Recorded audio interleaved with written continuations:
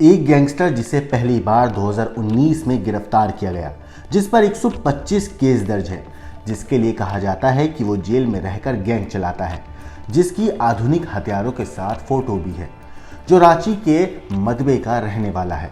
ये तस्वीर है गैंगस्टर अमन साव की, जिसके लिए कहा जाता है कि वो टेलीग्राम, सिग्नल ऐप जैसी जो एप्लीकेशंस हैं यहाँ से बैठकर गैंग चलाता है और ये लॉरेंस बिश्नोई का बेहद करीबी है।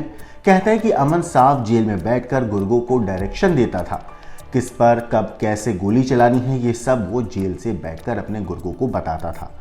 आज बात करेंगे कि कैसे ये गैंगस्टर अमन साव पकड़ा गया और कैसे ये अपनी जुर्म की दुनिया में दुकान चलाता है। लेकिन पहले बात लॉरेंस की, क्योंकि लॉरेंस भी कुछ ऐसा ही है। लॉरेंस बिश्नोई को लेकर भी कई हैरान करने वाली बातें सामने आई हैं। असल में 2 साल में 3 बड़े कत्ल करने के बाद अपराध की दुनिया में एक नाम बहुत तेजी से चर्चा में आया, जिसे लॉरेंस बिश्नोई कहते हैं। सलाखों के पीछे से हत्या जैसी वारदात कराकर उसकी जिम्मेदारी लेने वाले इस गैंग के गैंगस्टर लॉरेंस ने अब सुपरस्टार सलमान खान को धमकी देकर हड़कंप मचा दिया है। यूं तो लॉरेंस ने पहली बार जब सलमान खान को धमकी दी थी तो ना तो पुलिस ने और ना ही बॉलीवुड में उसकी धमकी को किसी ने सीरियसली लिया था। लेकिन जब सलमान खान के घर से लेकर फार्म हाउस तक की रेकी हुई और फिर फायरिंग की वारदात को अंजाम दिया गया तो मुंबई पुलिस और या सलमान खान, ये सब लोग हैरत में थे। मुंबई में सलमान की हिफाजत के लिए पुलिस को भी चौकसी बढ़ानी पड़ी। वहीं जब मुंबई में बॉलीवुड से लेकर सियासत तक और माफिया से लेकर कारोबारियों तक के बीच मशहूर बाबा सिद्दीकी की सरेआम हत्या हुई तो मुंबई से लेकर दिल्ली तक हलचल मची। बिश्नोई समाज में पूज्य काले हिरण के शिकार के कांड में लॉरेंस ने सलमान खान की हत्या की धमकी दे रखी है। लेकिन सवाल यह है कि क्या लॉरेंस ने यह धमकी सिर्फ धार्मिक कारणों से दी है या उसके आपराधिक मंसूबे कुछ और है। दाऊद इब्राहिम के पाकिस्तान भागने के बाद बड़ी मुश्किल से मुंबई पुलिस ने शहर को गैंगस्टर मुक्त कराने में कामयाबी हासिल करी थी। लेकिन जिस तरह मुंबई पर लॉरेंस बिश्नोई गैंग के पंजे की पकड़ बढ़ती दिख रही है, उसके मंसूबों को लेकर सहज अनुमान लगाया जा सकता है। 1 दशक के अंदर लॉरेंस बिश्नोई ने जिस तेजी से एक पूरी जुर्म की दुनिया में कदम बढ़ाया है आगे, उससे ये आशंका बढ़ती जा रही है कि जेल में बंद रहकर भी जुर्म का साम्राज्य चलाने का तजुर्बा लॉरेंस बिश्नोई को मिल चुका है। अब सवाल ये उठता है कि क्या लॉरेंस बिश्नोई दाऊद इब्राहिम की डी कंपनी की तरह ही अपनी बी कंपनी बनाने की राह पर चल पड़ा है। इसकी आशंका तब बढ़ी जब नेशनल इन्वेस्टिगेशन एजेंसी यानी कि NIA अपनी चार्जशीट में कहती है कि लॉरेंस बिश्नोई गैंग भारत के 5 राज्यों में 700 से ज्यादा शूटर्स के साथ काम करता है। इनमें कम से कम 300 शूटर्स तो सिर्फ पंजाब से हैं। इतना ही नहीं, UAPA जैसी संगीन धाराओं के आरोपी लॉरेंस बिश्नोई का नेटवर्क देश से बाहर कम से कम 5 देशों तक फैला हुआ है। शायद यही वजह है कि आज लॉरेंस बिश्नोई की बी कंपनी की तुलना दाऊद इब्राहिम की डी कंपनी से की जा रही है। इस तुलना की शुरुआत NIA की चार्जशीट के साथ हुई, जिसमें जिक्र किया गया कि जिस तरह 90 के दशक में दाऊद इब्राहिम छोटे मोटे अपराध से शुरुआत करने के बाद, जैसे कि नशीली दवाओं की तस्करी, टारगेट किलिंग और जबरन वसूली के रैकेट में उतरकर अपना नेटवर्क जमाया था, लॉरेंस ने भी उसी तर्ज पर काम किया। लॉरेंस बिश्नोई ने जेल के अंदर से ही अपने गैंग को मजबूत किया और आगे बढ़ाया।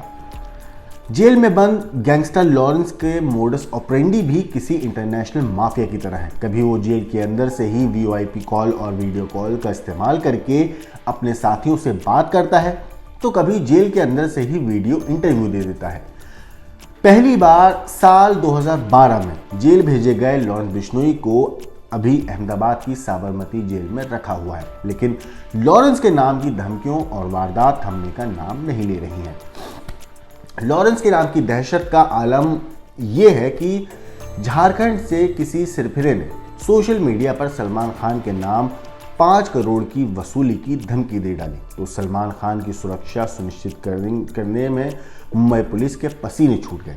हालांकि पुलिस की तफ्तीश में पता चला कि सोशल मीडिया पर 5 करोड़ की धमकी का मामला यूं ही दे दिया गया था और ये जो पोस्ट थी वो यूं ही किसी ने कर दी थी और सोशल मीडिया पोस्ट करने वाले ने इसके लिए माफ़ी की बाद में मांगी।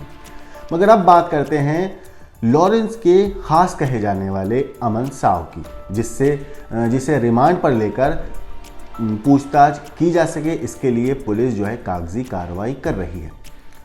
तेलीबांधा पुलिस ने सीजेएम कोर्ट में आवेदन लगाया है। जेल से ही गैंग ऑपरेट करने के कुछ इनपुट भी पुलिस के हाथ लगे हैं। दैनिक भास्कर की एक रिपोर्ट के मुताबिक जेल से ही गैंगस्टर अमन सोशल मीडिया ऐप के जरिए अपने गुर्गों को डायरेक्शन देता है। अमन पर झारखंड की जेल में बैठकर रायपुर के कारोबारियों पर गोली चलाने के आरोप है। फिलहाल वो रायपुर सेंट्रल जेल में न्यायिक हिरासत में 28 अक्टूबर तक बंद है। गैंगस्टर अमन साव झारखंड जेल से गैंग के सदस्यों से बात करने के लिए कहा जा रहा है कि टेलीग्राम, सिग्नल ऐप का इस्तेमाल करता था। व्हाट्सएप कॉलिंग का इस्तेमाल उसने बहुत कम किया है। बताया जा रहा है कि वारंट जारी होने के बाद पुलिस अमन साहू को रिमांड पर ले सकती है। अफसरों का कहना है इस पूरे मामले पर कि जो आरोपी है उससे जो जानकारी मिली है उसके आधार पर तकनीकी जांच की गई, जिसमें कुछ इनपुट मिले और ये जो इनपुट थे ये आरोपी के खिलाफ सबूत जुटाने में मददगार साबित होगा। पुलिस ने जब अमन साहब से पूछताछ करी तो पूछताछ में गैंगस्टर अमन साहब ने बताया कि उसकी गैंग में कई ऐसे लोग हैं जो उसका चेहरा भी नहीं पहचानते थे। गिरफ्तारी से पहले वो अपना पूरा नेटवर्क फोन की मदद से चलाता था। उसके पकड़े जाने के बाद उसके निर्देश पर मयंक पूरा नेटवर्क चलाने लगा। अमन साहब काम की जानकारी मयंक को देता था। मयंक मलेशिया से बैठकर गैंग के बाकी सदस्यों को काम की जानकारी देता था। गैंग के सदस्य जो कई गुटों में हैं वो सभी काम को उठाते थे और वारदात को अंजाम देते थे। जिस गैंग को काम मिलता था उस गैंग का मुखिया डायरेक्ट, जो मलेशिया में मयंक बैठा हुआ है गैंगस्टर का जानने वाला, उसको प्रोग्रेस रिपोर्ट देता था।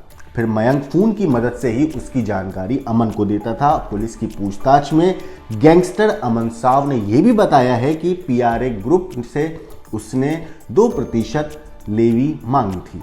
पहले तो पीआरए ग्रुप के जो सदस्य हैं उन्होंने देने से मना कर दिया था पैसे, लेकिन झारखंड में उनकी साइट पर गोली चलाने की वजह से वो पैसे देने के लिए तैयार हो गए। पीआरए ग्रुप के सदस्यों की सूचना पर साव गैंग के गुर्गे पैसे लेने भी पहुंचे तो एटीएस ने उन्हें वहां पर गिरफ्तार कर लिया। इस पूरे कांड के बाद अमन ने पीआरए ग्रुप के मालिक को डराने के लिए घायल करने का प्लान बनाया और इसी बीच उसका ट्रांसफर दूसरी जेल में कर दिया गया। अमन मलेशिया में बैठे मयंक को इस प्लान की जानकारी दे चुका था। झारखंड की गिरिडीह जेल से ट्रांसफर होने की वजह से उसकी बातचीत नहीं हो पाई। अमन की बातचीत के बगैर पीआरए ग्रुप गोलीकांड हुआ, लेकिन पहले ही सहमति होने के कारण अमन साव ने वारदात करवाने की बात कबूली है। अमन साव के खिलाफ झारखंड और रायपुर पुलिस के अलावा एनआईए भी जांच कर रही है। उग्रवादी संगठनों से संपर्क होने के कारण 4 महीने पहले एनआईए ने अमन साव के रिश्तेदारों के यहां दबिश दी थी। रिश्तेदारों के घर से एसयूवी गाड़ी के अलावा संदिग्ध दस्तावेज भी जब्त किए गए थे। इस पूरे मामले पर पुलिस का कहना है कि गैंगस्टर अमन साव को दोबारा रिमांड पर लेने की बात कि वो लोग इस पूरे मामले पर विचार कर रहे हैं उसको दोबारा रिमांड पर लेने की।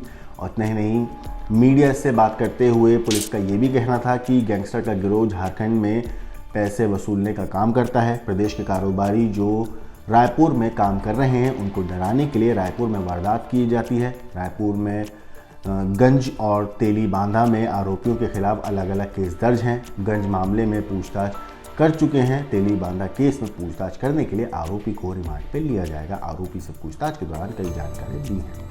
अब सोचिए कि इन लोगों की जो पूरा एक ऑर्गेनाइजेशन है, जो उनकी पूरी गैंग है, वो एक सिस्टमेटिक तरीके से चलती है। मतलब एक शख्स पूरा एक खबर मिलती है, वो आगे उस चीज़ को ट्रांसफ़र करता है, वो केस उठाता है, केस करने के बाद उठाने के बाद वो केस को अंजाम देते हैं। बाकायदा प्रोग्रेस रिपोर्ट तक जो है इन लोग जो है अपने जो मास्टर होते हैं, जो इनके गैंग के हेड होते हैं, उनको प्रोग्रेस रिपोर्ट भी सौंपते हैं।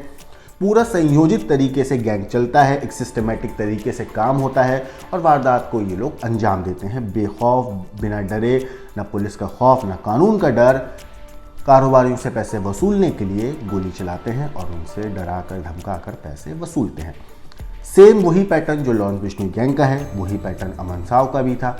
इसीलिए कहा जाता है कि अमन साव लॉरेंस बिश्नोई का बेहद करीबी है। फिलहाल इस चीज़ में जो भी अपडेट आएगी वो तो हम आपको ज़रूर बताएंगे, लेकिन इस पूरी चीज़ के ऊपर आपकी जो भी राय है हमें कमेंट करके ज़रूर बताइएगा। बाकी देश और दुनिया की क्राइम की खबरों के लिए देखते रहिए क्राइम तक।